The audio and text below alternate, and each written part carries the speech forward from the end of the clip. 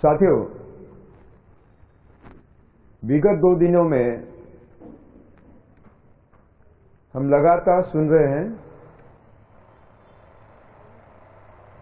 कि इस ब्रह्मांड के संचालन में और परिवहन में इतना ही नहीं, किसी भी पेड़ पौधे की वृद्धि में मानव की कोई भी भूमिका नहीं है। ईश्वर ने मानव को किसी तरह की भूमिका नहीं दी है। समाज के किसी भी क्षेत्र में जिन जिन समस्याओं की निर्मित हुई है, सारी समस्याएं मानव निर्मित है, ईश्वर निर्मित नहीं है।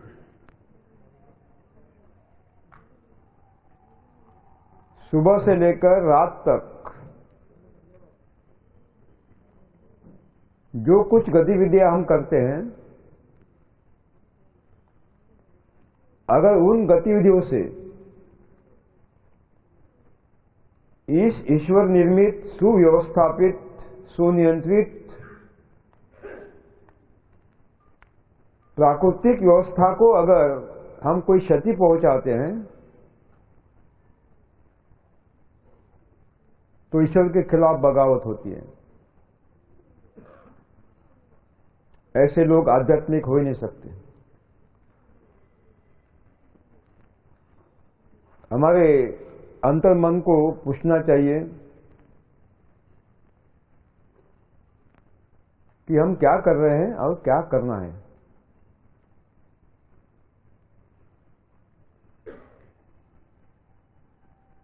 हमारा जीवन और पंछियों का जीवन,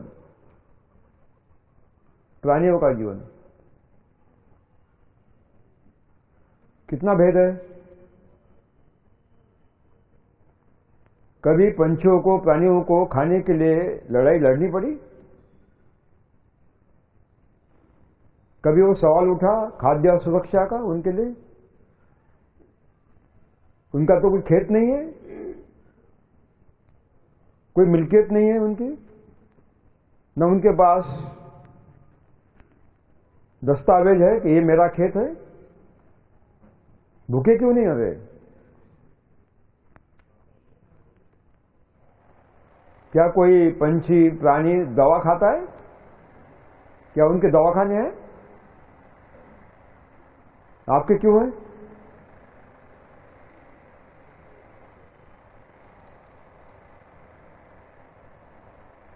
साथियों, सारी समस्याएं हमने निर्मित की है। इसके पीछे क्या कारण है? ये क्या अहंकार, कोरा अहंकार कि वह ईश्वर की व्यवस्था है, मेरी नहीं है। मैं मेरी खुद की समानता व्यवस्था खड़ी कर दूंगा। ईश्वर के खिलाफ ये कोरा अहंकार हमें प्रकृति के दूर ले जा रहा है। प्रकृति माने ईश्वर, ईश्वर माने प्रकृति।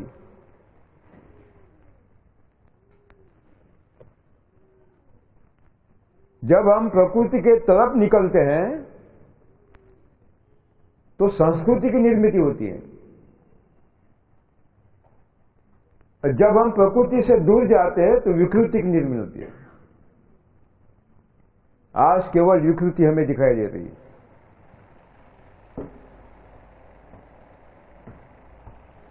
हर बात में हम प्राकृतिक ढंग से सोचते ही नहीं, विकल्प की बात करते हैं। इसका ये विकल्प, उसका ये विकल्प। खेती में प्राचीन पद्धति, बाद में उसकी जैविक पद्धति, बाद में रासायनिक पद्धति, बाद में वैदिक पद्धति, बाद में यौगिक पद्धति, सारे विकल्प, सारे विकल्प। स्वास्थ्य क्षेत्र में भी वही विकल्प की बात। प्राकृतिक चिकित्सा, बाद में आयुर्वेदिक चिकित्सा, बाद में एलोपैथी चिकित्सा, बाद में होम्योपैथी चिकित्सा, बाद में बालाक्षार पद्धति, यूनानी चिकित्सा, हर कोई विकल्प। क्या ये प्रकृति की तरफ जाने की राह है या प्रकृति से दूर ले जाने की राह है? क्या है ये? विकृति है, संस्कृति नहीं है।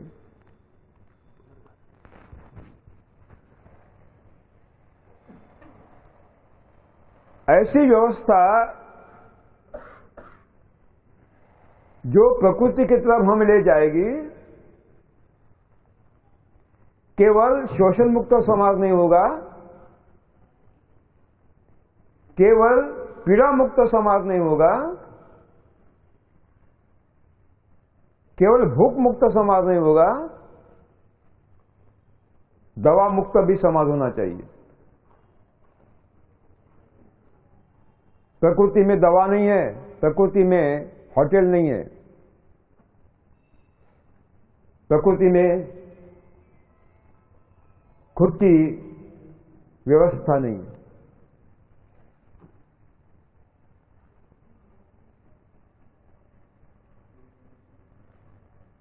साथियों,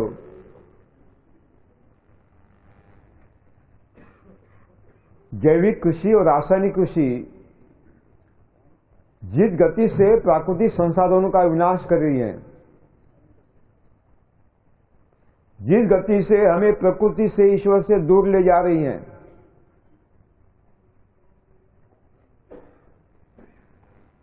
अगर उसी जैविक खेती को हम आगे ले जाएंगे, रासायनिक खेती को आगे ले जाएंगे,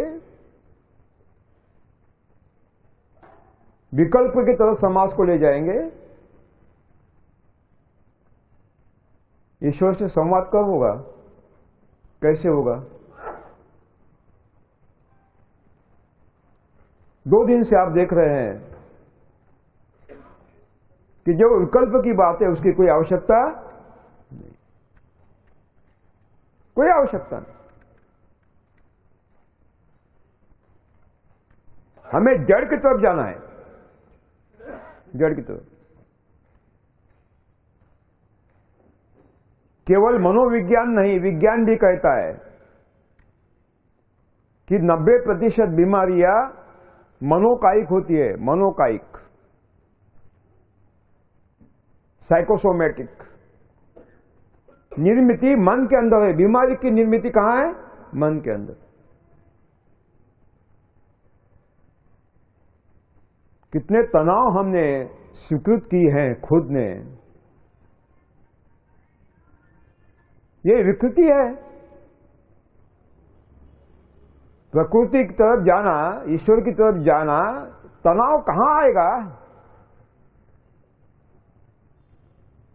अगर तनाव नहीं आएगा तो मन विचलित कैसे होगा? और मन विचलित नहीं होगा तो शरीर साथ कैसे नहीं देगा?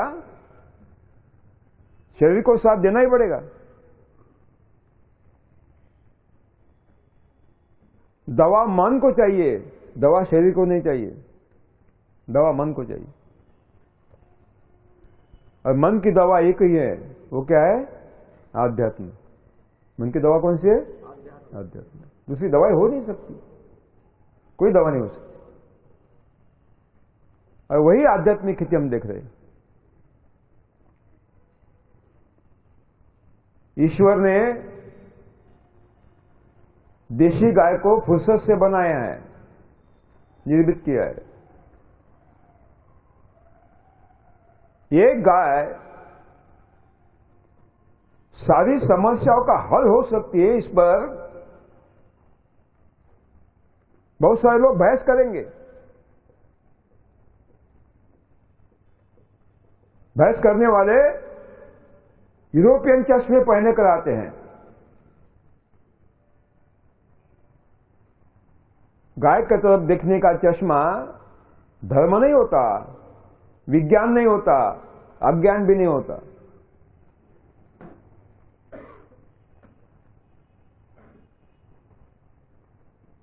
गाय सबसे ऊपर है।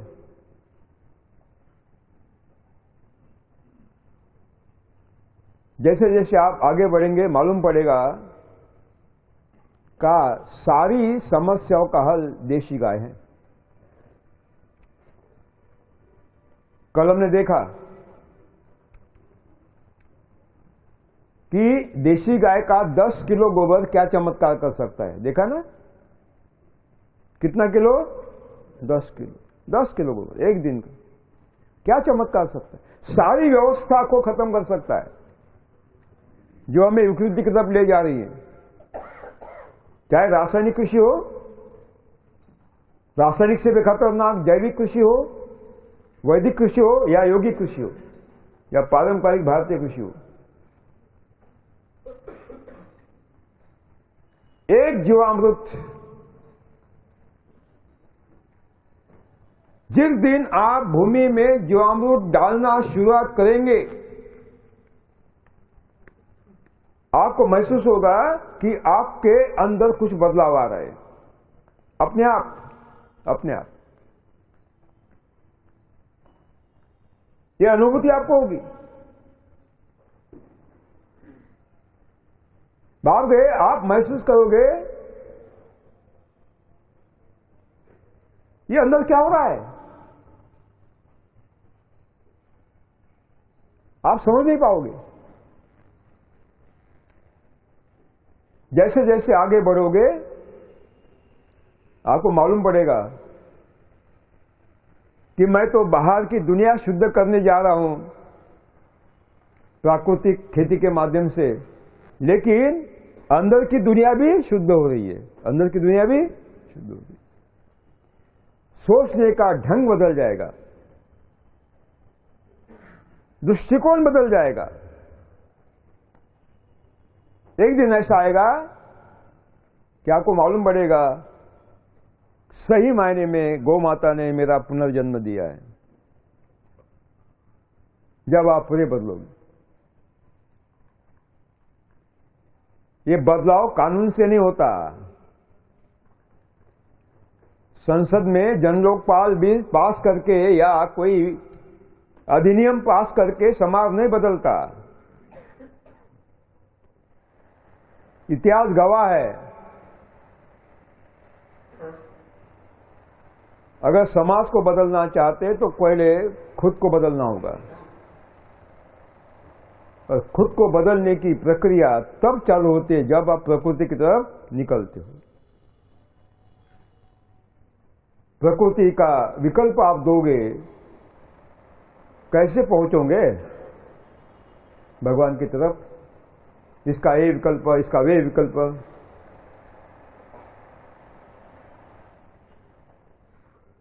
हमने देखा कि 10 किलो गोबर से जीवामृत कैसे बनाना है, उसका उपयोग कैसे करना है, कौन से फसल में उसका किस तरह का प्रबंधन हमें अमल में लाना है। सारी बातें आपने कल समझ ली। लेकिन जहां असिंचित क्षेत्र होता है, बारिश पर निर्भर खेती होती है, वर्षाधारित खेती होती है, सिंचाई की व्यवस्था नहीं होती, वहां जीवामृत बनाने में या उसका उपयोग करने में बहुत सारी दिक्कतें आ सकती है।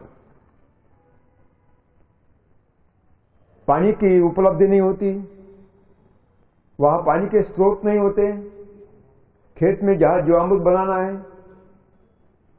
खेत दूर है, घर इधर है, रास्ते खराब है, बारिश काल में हम ढुलाई नहीं कर सकते जीवामृत को वहां तक, मजदूर नहीं मिलते, कैसा करें जीवामृत, कैसा दे? बहुत सारी दिक्कतें आ सकती है। और जिस गति से ये राजनीति हमारे निजी आयुष्य को, निजी जीवन को निगल रही है, खेती के बारे हम कम सोचते हैं, दिल्ली के बारे में ज्यादा सोचते हैं। इससे समय नहीं मिल पा रहा है आपको खेती के लिए। साथियों, मानसिकता भी है किसानों की कि भाई साल भर जितना रासायनिक खाद चाहिए एक बार खरीद लिया और डाल दिया, साल भर उसका उपयोग करें, चिंता की बात नहीं। ये भी मानसिकता है। इस सारी मानसिकताओं का विचार करके, इस सारी जो समस्याओं का विचार करके आखिर में मैंने सोचा कि जहां वर्षाधारित खेती है उन किसानों को जीवामृत का भी एक विकल्प देना चाहिए, जो जीवामृती होगा लेकिन घन रूप में होगा, द्रव रूप में। काफी खोजबीन के बाद, काफी प्रयोगों के बाद पूरे देश में जितने भी एग्रो क्लाइमेटिक जोन हैं, यानी जो कृषि भौगोलिक स्थितियां हैं, उन सब में उसके प्रयोग करके अंत में वो फार्मूला बना जिसका नाम मैंने घन जीवामृत लिखा है। लिखिए, घन जीवामृत।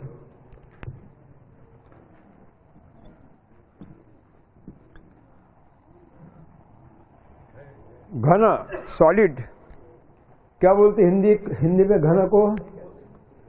घना ही कहते हैं ना। ठोस, अच्छा ठोस, ठोस, ठीक है। इसके मैंने 3 प्रकार किए हैं। जैसे हमारे पास गोबर की उपलब्धि कितनी है, कैसी है, क्या हमारे पास गोबर गैस उपलब्ध है, कोई संयंत्र हमें लगाया है, क्या हमारे पास गोबर का खाद भी उपलब्ध है, इन सारे बातों के सामने रखकर मैंने उसके 3 प्रकार किए हैं।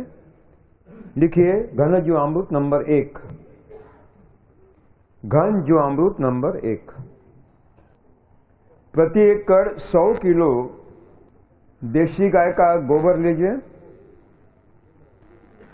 अगर हमारे देशी बैल है तो आधा गाय का आधा बैल का चलेगा, लेकिन केवल बैल का नहीं चलेगा, भैंस का नहीं चलेगा और उसका तो बिल्कुल नहीं चलेगा, जर्सी होल्स्टीन का। कोई बोलेंगे कई भाई हमारे पास भेड़ बकरी है, बकरी को क्या कहते हैं आप?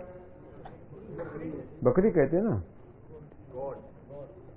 हाँ, हिंदी में गोट कहते हैं, सही है। तो उसका भी नहीं चलेगा, उसका भी क्यों नहीं चलेगा? कारण है, इसके कुछ कारण है। मैंने कल बताया था ना कि ईश्वर के कुछ कानून हैं जो ईश्वर के संविधान में लिखे हैं। ईश्वर का संविधान है प्रकृति, घने जंगल। क्या कानून बताया था मैंने आप लोग को कि शाकाहारी प्राणी केवल क्या करेगा? शाकाहारी करेगा। पहला कानून बताया था। शाकाहारी प्राणी किसी भी स्थिति में मांसाहार नहीं करेगा। दूसरा कानून बताया था। तीसरा कानून बताया था कि मांसाहारी प्राणी किसको खाएगा? केवल शाकाहारी प्राणी को ही खाएगा। और चौथा कानून कहा था कि एक मांसाहारी प्राणी दूसरे मांसाहारी को नहीं खाएगा, नहीं खाएगा। ये ईश्वर के कानून है। इसलिए अगर शेर बकरी को खाता है तो हिंसा नहीं है, अहिंसा है। ये भी मैंने बताया था। शेर बकरी को खाता है तो हिंसा नहीं है, क्या है? अहिंसा है। लेकिन बकरी शेर को खाती है तो क्या है? हिंसा है, क्योंकि ईश्वर का कानून है, व्यवस्था है ईश्वर। इसका मतलब है अगर ईश्वर का कानून है, इसकी व्यवस्था है, आध्यात्म है कि मानव शुद्ध शाकाहारी होना चाहिए,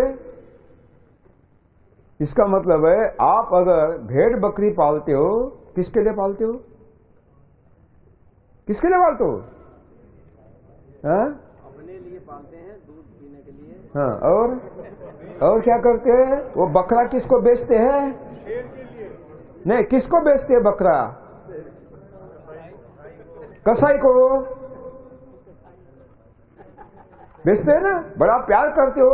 छोटे वो बकरे का जो छोटा बच्चा होता है अपने बच्चे जैसा प्यार करते हो, उसको सूली चढ़ाते हो, ये पाप किसके माथे पड़ता है? अरे मांसाहार को उत्तेजन देते हो आप। जब मुर्गी पालन करते हो, भेड़ बकरी पालन करते हो, सूअर पालन करते हो, मांसाहार को उत्तेजन देते हो, शाकाहारी कैसे बन सकते हो? खुद नहीं खाओगे लेकिन प्रोत्साहन तो दोगे। ये नीति शास्त्र में कहा लिखा है। इसके लिए भेड़ बकरी का भी नहीं चाहिए। जब आप उसको उपयोग करेंगे तो उसको रखोगे तो बेचोगे तो मांसाहार बढ़ेगा। भगवान के नाम पर भेड़ बकरियों को काटा जाता है, उसको अध्यात्म कहते हैं। ऐसे कैसे हो सकता है? ऐसे कैसे हो सकता है? अगर ईश्वर को सारे प्राणी समान है, उसके लड़के ही हैं, बच्चे हैं, है ना? सारी सजू भगवान के कौन है? बच्चे। कौन सी मां अपने बेटे का बलिदान चाहेगी? यानी आध्यात्म के नाम पर जो अहिंसा हो रही है वो गलत। इसलिए जीवामृत में भी नहीं डालना है और घनी जीवामृत में नहीं डालना। और दूसरा में जो मैंने प्रयोगशाला में परीक्षण किया, जो तत्व देशी गाय के गोबर में उसमें नहीं है। इसका मतलब है घनी जीवामृत में ये भी नहीं डालना है।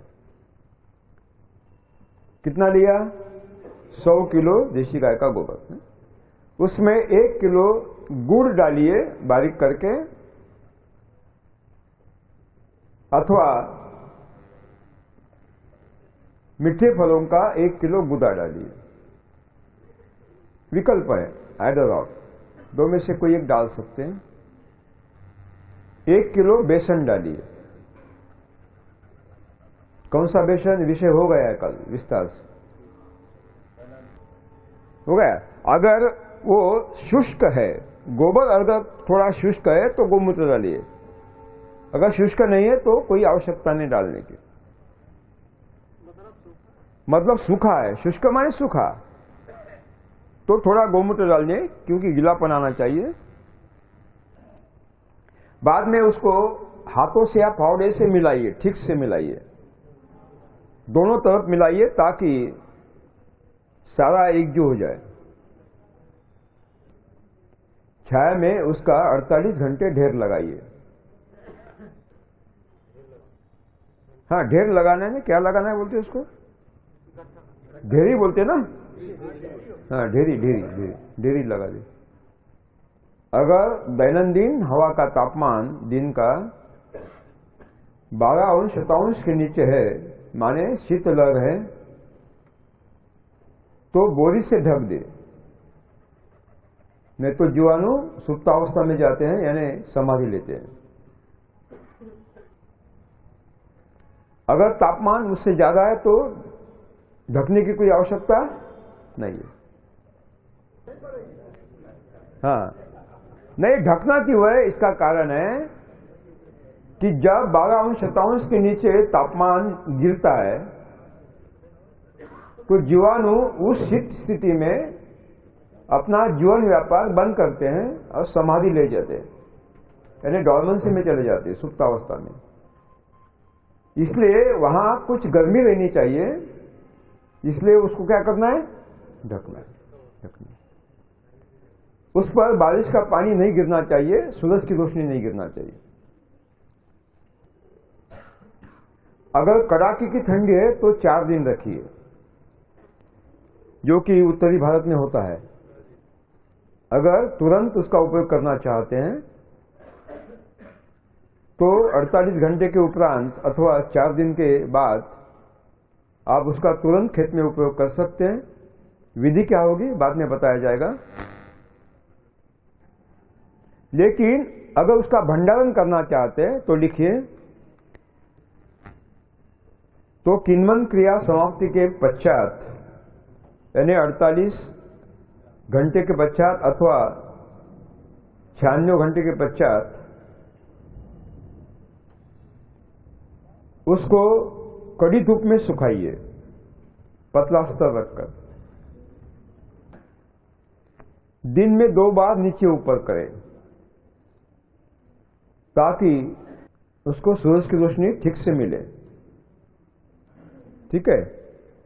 पूरा सूखने के पश्चात उसके जो ढेले होते हैं ना, वो लकड़ी के मोगरी से पीट दे ताकि उसका पाउडर बने, ताकि सहजता से हम उसका उपयोग कर सकें। वो लकड़ी की क्या बोलते हैं आप? मोगरी बोलते हैं ना, हाँ, उससे पीटे। उसका उपयोग करते हैं आप? कभी कभी करते हैं। बहुत बढ़िया। काय के लिए करते हैं? बीज अलग निकालने के लिए, कपड़ा धोने के लिए, और किसको धोने के लिए? घरवाली को धोने के लिए भी करते हैं ना कभी कभी। सुना है यहां होता है ऐसा। हाँ, बड़े मर्द लोग हो, अपनी पत्नी को पीड़ा देते हो, बाहर तो बकरी बनते हो। ठीक है, क्या लिखा? पाउडर बन जाएगा। ठीक से, है ना। बाद में छलनी से छान लेना है। वो चालनी होती है ना, क्या बोलते हैं आप? हो, जाड़ी छलनी, चौड़ी, थोड़ी ज्यादा छेद बड़े होने चाहिए। छान देना है और बाद में बोरी में भरकर सुतली से बांधकर उसका भंडारण करना है। प्लास्टिक की बोरी नहीं लेना है, जूट की बोरी लेना है।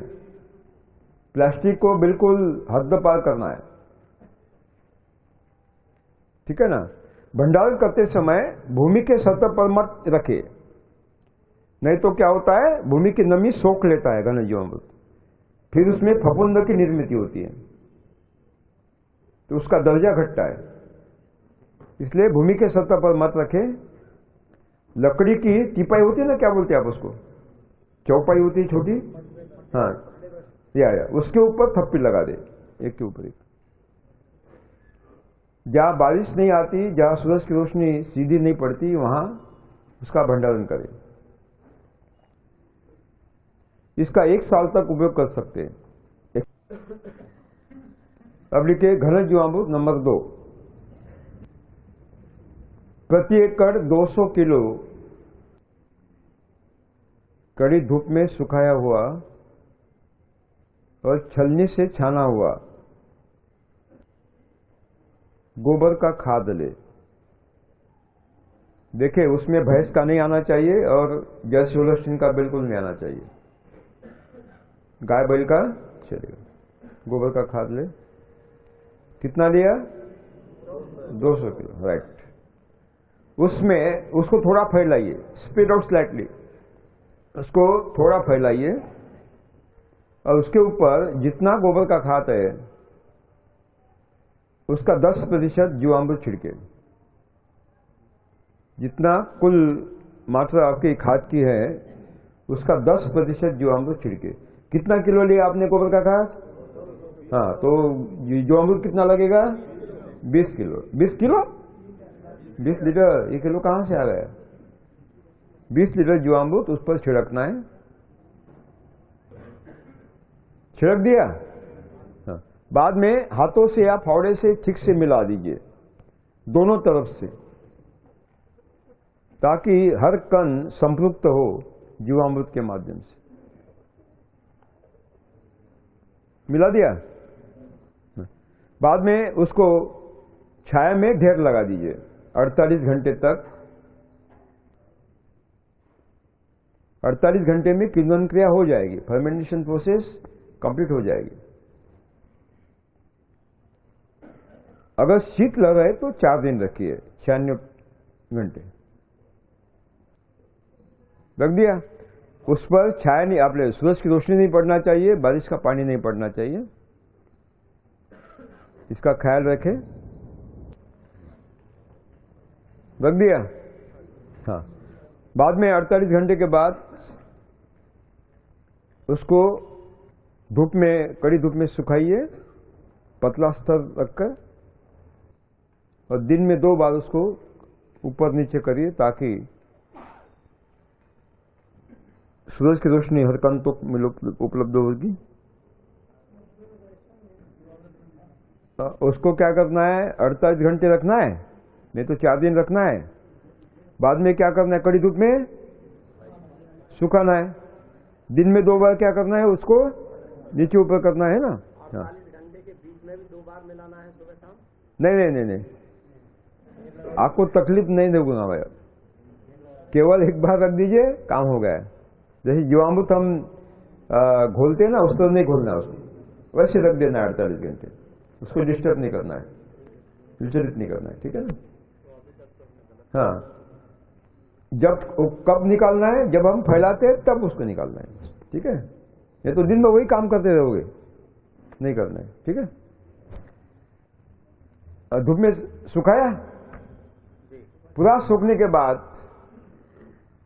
उसको बोरी में भर के भंडारण करें, उसी तरह भूमि के सतह पर नहीं, लकड़ी के ऊपर।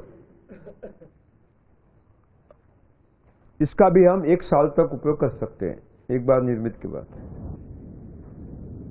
समझ में आया? नंबर 1 नंबर 2 बहुत। हाँ, कोई समस्या है इसके बारे में?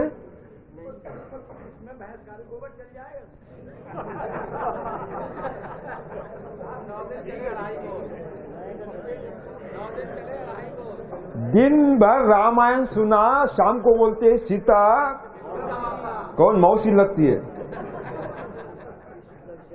इनको भी लोकसभा भेजना पड़ेगा, वहां आवश्यकता है।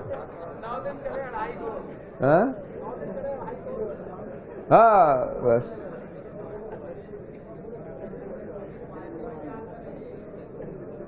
ये यूनिवर्सिटी के गुप्तचर तो नहीं है। ठीक है साथियों, आपको नंबर 1 नंबर 2 समझ में आ गया। अब गोबर गैस किसके किसके पास है, लेट मी नो। ओके, बहुत बढ़िया बहुत बढ़िया। गोबर गैस से बिजली कौन पैदा करता है? बिजली पैदा करता है कौन है? आप है, आप खड़े हो जाइए। और कौन करता है? तालियां बजाइए, तालियां बजाइए। आप मुझे मिलेगा, हाँ बाद में मुझे मिलेगा। साथियों, अपारंपरिक ऊर्जा और पारंपरिक ऊर्जा, अभी इसमें युद्ध छिड़ गया है। पारंपरिक ऊर्जा के स्रोत लगभग समाप्त होते जा रहे हैं। जो आकस्मिक ऊर्जा हम कोयला जलाकर मिलती है हमें बिजली, वो कोयला अभी समाप्ति को है, यानी मर्यादा है। और जो हमें रिएक्टर लगाते हैं, एटॉमिक रिएक्टर, उससे विनाशक परिणाम बहुत सारे हमारे सामने प्रस्तुत हुए हैं। कंपनियों को जिंदा रखने के लिए अगर वो लगाना चाहते हैं तो बात अलग है, लेकिन उसके दुष्परिणाम भी बहुत है। हमारे पास ऊर्जा के अमोघ भंडार है, अमोघ भंडार। वह सौर ऊर्जा, कौन सी ऊर्जा? सौर ऊर्जा, पवन ऊर्जा, जल ऊर्जा। तो उसका उपयोग हम क्यों न करें? देखिए, सूरज की ऊर्जा को संग्रहित करने का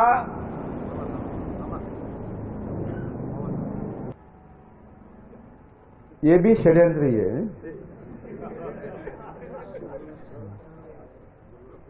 सौर ऊर्जा को संग्रहित करने का अद्भुत काम ईश्वर ने पौधों पर सौंपा है। किस पर सौंपा है? पौधों पर। हरे पत्ते, हरे पत्ते क्या करते हैं? एक दिन में प्रति वर्ग फुट हरा पत्ता, पर square feet leaf surface area, एक दिन में 12.5 किलो कैलोरी सूरज की ऊर्जा संग्रहित करते हैं। कितने? 12.5 किलो कैलोरी, प्रकाश संश्लेषण क्रिया के माध्यम से, फोटोसिंथेसिस के माध्यम से। देखिए कितना अमोघ भंडार ईश्वर ने दिया हमें।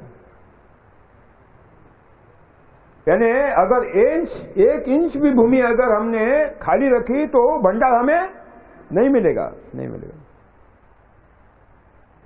और ये सारी ऊर्जा जो पत्ते सूरज की रोशनी से लेते हैं शुद्ध ऊर्जा होती है, फोटोन के रूप में शुद्ध विशुद्ध ऊर्जा होती है। उसमें विकिरण नहीं होते, रेडिएशन नहीं होते। और जब वनस्पतियों में ऊर्जा बंदिश होती है, और जब हम वनस्पति को जलाते, लकड़ी को जलाते हैं तो ऊर्जा ज्वाला के माध्यम से हमें मिलती है ना, ज्वाला के माध्यम से। लेकिन वही ऊर्जा अगर चारा गाय को खिलाते हैं तो गोबर के माध्यम से हमारे हाथ में आती है। कैसे आती है? गोबर के माध्यम से, गोबर के माध्यम से। और वो गोबर की ऊर्जा हम गोबर गैस के माध्यम से उपलब्ध करते हैं। आज इसकी आवश्यकता है।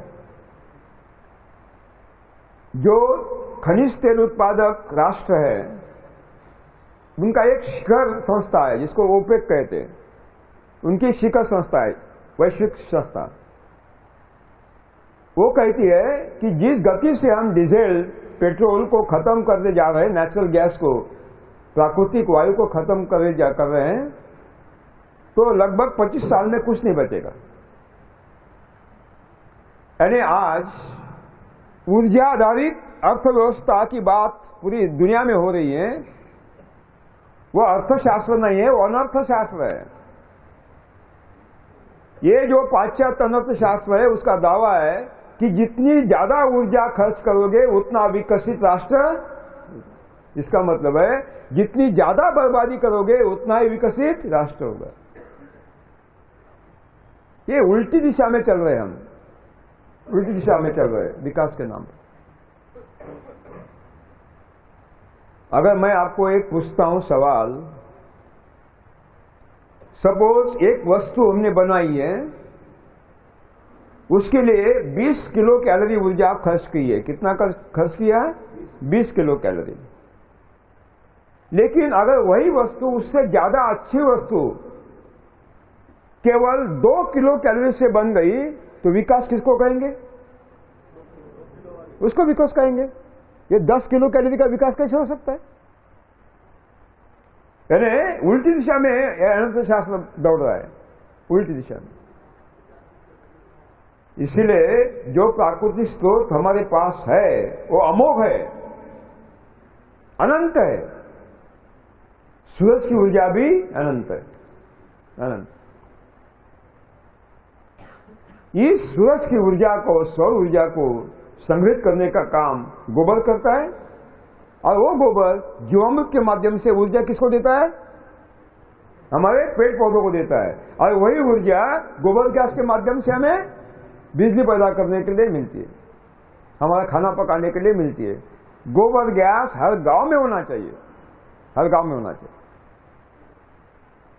अभी IIT दिल्ली में गई एक मीटिंग में हमने कुछ प्रोजेक्ट उनको दिए कि भाई आप सैटेलाइट का सब बनाते हो, उसका डिजाइन भी करते हो, हमारी बैलगाड़ी 5000 साल से वैसी वैसी है, कोई बदलाव नहीं है।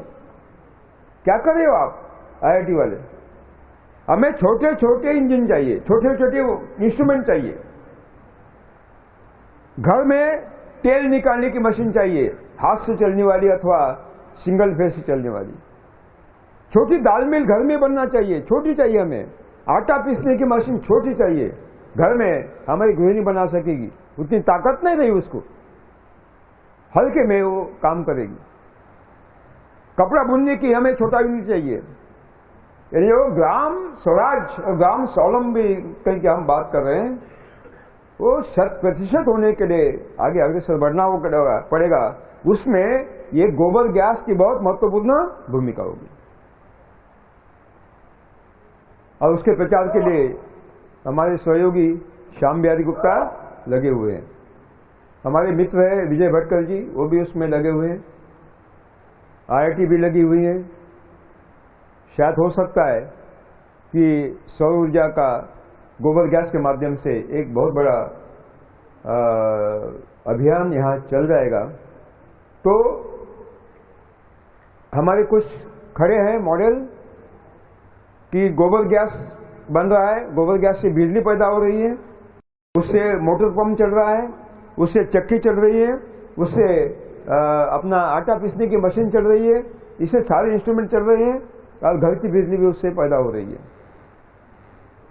इतना ही नहीं, कानपुर में, छत्तीसगढ़ में बहुत अच्छे काम हो रहे हैं, गुजरात में भी बहुत अच्छा काम हो रहा है इसी हमारे आंदोलन के दरमियान, कि एक बैल घूमता है और पानी ऊपर आता है अपने आप, 2 बैल घूम रहे हैं और कुएं का पानी ऊपर आ रहा है और सिंचाई हो रही है, बिजली की आवश्यकता नहीं, डीजल की नहीं, पेट्रोल की नहीं, रॉकेल की नहीं। ये हो रहा है, मॉडल खड़े हैं। ये अपारंपरिक ऊर्जा का जितना ज्यादा हो सके हमें थोड़ा अनुसंधान होना चाहिए इस पर, और इस पर आप सबको लगना है। तो अगर आपके पास गोबर गैस है तो उसकी स्लरी जो है ना, घोल, वो जीवामृत के लिए काम का नहीं होता। जीवामृत बनाने में जो गति हम देते हैं, गैतिक ऊर्जा बोलते हैं उसको, उसमें महत्वपूर्ण भूमिका हवा के बगैर जीने वालों की, जीवाणु की नहीं होती, हवा पर जीने वाले जीवाणु की होती है, एरोबिक बैक्टीरिया की होती है, जिसको प्राणवायु चाहिए। ह्यूमस की निर्मित करने वाले जीवाणु प्राणवायु पर जीने वाले जीवाणु होते हैं, एरोबिक बैक्टीरिया होते हैं। जीवाणु बनाने के लिए जब हम गोबर गैस स्लरी का उपयोग करेंगे तो उसमें वो जीवाणु नहीं होते, उसमें हवा के बगैर जीने वाले जीवाणु होते हैं। इसलिए गोबर गैस स्लरी का उपयोग हमें जीवामृत में नहीं करना है, उसका सदुपयोग घन जीवामृत बनाने के लिए करना है। कैसे करना है बताऊंगा, लिखिए। नंबर 3। नंबर 2 तो आपने लिख लिया। नंबर 3, गोबर वायु संयंत्र से बाहर निकलने वाला घोल को क्या कहते हैं आप? हिंदी में स्लरी कहते हैं ना। हाँ। कड़ी धूप में फैलाकर सुखा लीजिए। दिन में 2 बार उसको नीचे ऊपर करें ताकि उसके हर कण को सूरज की रोशनी पर्याप्त मात्रा में मिले। जब वो पूरा सूख जाएगा तो मुगरी से उसको पीट दे। जब वो पूरा सूख जाएगा तो लकड़ी के मुगरी से उसको पीट दे ताकि घन जीवाणु बनाने के लिए सुविधा हो। बाद में उसमें से 50 किलो सूखा हुआ वो घोल ले। हाँ, पाउडर ही होगा, हिंदी में पाउडर ही बोलते हैं, बिल्कुल सही है। हाँ ठीक है, उसमें 50 किलो देशी गाय का गोबर मिला दीजिए। हाथों से ठीक से मिला दीजिए ताकि वो एकजुट हो जाए। 50 किलो देशी गाय का गोबर। बैल का भी आधा चलेगा लेकिन भैंस का नहीं चलेगा और जर्सी होल्स्टीन का बिल्कुल नहीं चलेगा। हाँ। बाद में उसको ढेर लगा दीजिए छाया में 48 घंटे। ढेर लगाकर रात भर रखिए। दूसरे दिन सुबह उसमें 1 किलो गुड़ की पाउडर डालिए, अन्यथा 1 किलो मीठे फलों का गूदा डालिए। 1 किलो बेसन डालिए। डाल दिया? ठीक से मिला दीजिए, दोनों तरफ से मिलाइए ताकि ठीक से एकत्रित हो। बाद में छाया में 48 घंटे ढेर लगा दे। लगा दिया? हाँ। अगर शीतलहर है, 12 के नीचे तापमान है दिन का, तो बोरी से ढक दे, अन्यथा उसकी आवश्यकता नहीं। अगर कड़ाके की ठंड है तो 4 दिन रखिए और बोरी से तो ढकना ही है, नहीं तो जीवाणु समाधि में चले जाते हैं। ठीक है। बाद में उसको कड़ी धूप में फैलाकर सुखाइए, नीचे ऊपर करे दिन में 2 बार। और पूरा सूखने के पश्चात उसका भंडारण करें जूट के बोरी में। भूमि के सतह पर मत रखिए, नमी खींचता है, लकड़ी के पास रखिए। 1 साल तक उसका उपयोग कर सकते हैं। समझ में आया ना? हाँ,